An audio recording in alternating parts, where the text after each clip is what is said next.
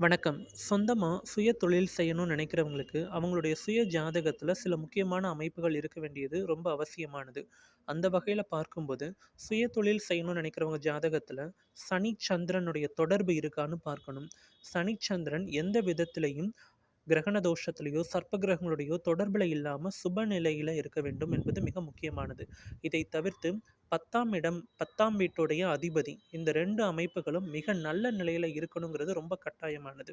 எந்த விதத்திலயும் ராகு கேதுவுடைய தொடர்புலயோ, நீச்ச அமைப்புகள்லயோ 6, 8, 12 தொடர்புலயோ நிச்சயம் இருந்துறக்கூடாது.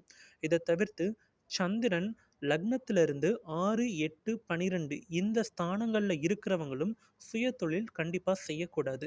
அப்படி செய்யும்போது அது நிலைப்புத்தன்மை இல்லாத ஒரு சீக்கிரமாகவே அதிலிருந்து ரிலீவ் ஆகக்கூடிய சிச்சுவேஷன்ஸ், அத க்ளோஸ் பண்ற சிச்சுவேஷன்ஸ் மாதிரி நெறைய விஷயங்கள் அமையும். ஸோ இதில முக்கியமா நீங்க கவனிக்க வேண்டியது, நீங்க செய்ற தொழில் முதலீடு சார்ந்து முதலீடு செய்து செய்யக்கூடிய அமைப்பு இருக்கும் அப்படின்னா, அந்த விஷயத்திற்கு உங்க லக்னத்துக்கு 4ஆம் பாவகம் என்ன வலிமையோடு இருக்கு அப்படிங்கிறத நிச்சயமா பார்க்கணும். 4ஆம் இடம் தான் நம்ம போடக்கூடிய முதலீடு சம்மந்தப்பட்ட அத்தனை விஷயங்களையும் சொல்லக்கூடியது.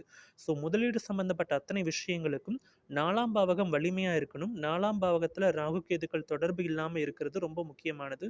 4ஆம் அதிபதி எந்த விதத்திலயும் 12ஆம் இடத்திலேயோ, 8ஆம் இடத்திலேயோ மறைந்து இருக்கிறதோ, 6ஆம் அதிபதியோடு சேர்ந்து இருக்கிறதோ, 6ஆம் அதிபதியோட நட்சத்திரத்தில இருக்கிறதையோ தவிர்த்துக் கொள்ளணும்ங்கிறது மிக முக்கியமான விஷயம். ஸோ ஒரு தொழில் என்பது ரொம்ப குறுகிய காலத்திற்காக யாரும் துவங்க போறது கிடையாது. அது ஒரு நீண்ட கால பிராப்தத்திற்கான ஒரு அடிப்படை விஷயம் என்பதனால, ஜாதக ரீதியான விஷயங்கள தெரிந்து கொண்டு செயல்படுத்துவதே நல்லது. ஸோ தொழில்நிலை அமைப்புகள தெரிந்து கொள்வதற்கு, இங்க இருக்கக்கூடிய தொலைபேசி எண்ணை தொடர்பு கொள்ளவும். நன்றி.